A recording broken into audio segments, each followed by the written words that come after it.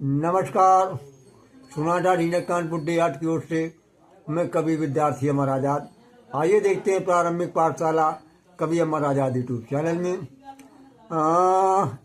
अरे उत्तमो विद्यालय जी यदप नीच पे होय, अर परोय पावन डौरते कंचन तजे न कोई। उत्तम विद्या, अच्छी विद्या सभी से लेना चाहिए, न जात पात ऊंच नीच, चाहे चोर बदमाश लुटेरा कसाई कैसा भी हो। जिस प्रकार गंदी जगह पर परो अपामन ठौरते कंचन तजे, कोई रुपया पैसा सोना चांदी गंदगी जगह पड़ा छोड़ता नहीं, उसको ले आता धो भले ले उसको।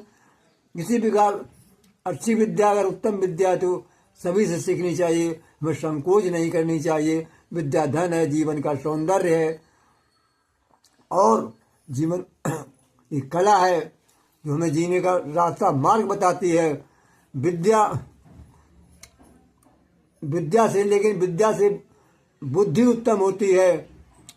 सद्बुद्धि ही उत्तम विद्या को ग्रहण करती है और कुबुद्धि तो भले विद्या ग्रहण कर ले, कुबुद्धि कभी विद्या का सही प्रयोग नहीं कर पाता है। सद्बुद्धि वाला ही विद्या का सही प्रयोग करता है। विद्या में बुद्धि को न लगाने से, यानी बिन विद्या के बुद्धि, बिन बुद्धि के विद्या उसके नाश का कारण बनती है। और किसी भी तमाम उदाहरण है कि विद्या के होते हुए बुद्धि न होने पर, उसका सही प्रयोग न करने पर बड़ी से बड़ी मुसीबतों का सामना करना पड़ा और यहाँ तक कि अपने जान को भी हाथ से धोना पड़ा।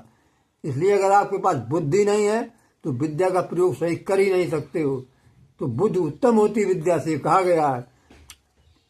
समाजवादी पार्टी के संस्थापक माननीय मुलायम सिंह जी यादव जी ने ये हमसे उनके भाषण में सुना करते थे, उन्हें अपना गुरु मानते, उनके कई उनसे बातों को लिया करते, पढ़ा करते थे मैं उनको।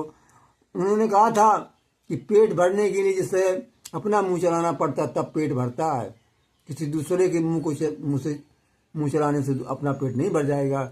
इसी प्रकार विद्या के लिए अपनी ही बुद्धि का प्रयोग करना पड़ेगा, अपनी ही बुद्धि लगानी।